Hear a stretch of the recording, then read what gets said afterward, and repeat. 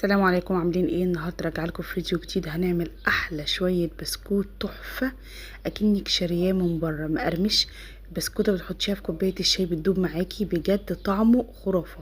بس قبل ما نبدا كالعاده نصلي على الرسول عليه افضل الصلاه والسلام. متنسونيش باللايك والشير عشان اقدر انزل لكم كل جديد. دي المقادير هقولها لك وانا بنزلها لك. بصي، بوله كده حطينا 350 جرام سمنه. السمنه بتاعتي بتكون ساقعه شويه. نزلت عليهم ب 300 جرام سكر بودره ونخولي السكر.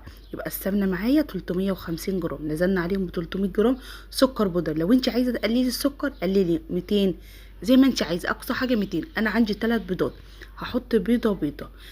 بصي، اول حاجه انا ضربت السكر كويس مع السمنه. اول ما بقى كريمي هنزل ببيضه تدريجيا. البيضه الاولانيه تختفي احط البيضه التانية، وهكذا لحد ما الثلاث بيضات يخلصوا. هنزل عليهم بقى بالفانيليا بتاعتي. انا لو عايزه اخليه برتقان هحط عليه فانيليا برتقان، بتخليه بجد طعمه برتقان كله. وبعد كده نزلت عليه بربع كوبايه زيت. انا كان عندي 3 معالق جوز هند، حطيت عليه جوز هند. لو انت عايزه تستغني عن الجوز الهند استغني عنه. وبعد كده نزلت عليه بكوبايه لبن. وبعد كده حطيت عليه كيلو دقيق وشلت منه 3 معالق عشان لو احتجتهم. ونزلت عليهم بكيس بيكنج باودر وذره ملح. خلاص معايا انا خدت كيلو دقيق كله، ده القمع اللي احنا هنشتغل بيه، حطيته في كيس الحلواني. وبعد كده بدات انزله واحده واحده تدريجيا كده. انا الصينيه بتاعتي مش دهنها اي حاجه، لو باظت مني واحده بشيلها وبرجعها في الكيس تاني وبعمل نفس الحكايه. هعملها لكم شكلين، شكل اللي هو العادي المعتاد بتاعنا، وشكل الزجزاج لو انت عايزه تعمليه على شكل زجزاج.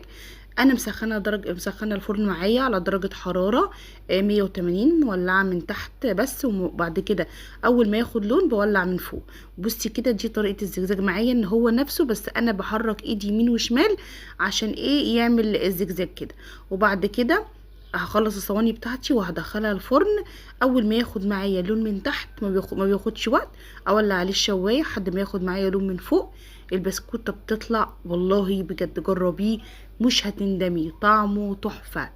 يعني احنا العيد الكبير قرب، برضو عيد اللحمه، بس احنا ايه نقولنا نعمل شويه بسكوت ولا حاجه. بجد طعمه خطير، جربيه وهتدعي لي. وما تنسينيش بالكومنت حلو وقولي لي رايك ايه. بسكوته بجد من الاخر. والسلام عليكم، واشوفكم في فيديو جديد، ودمتم في رعاية الله.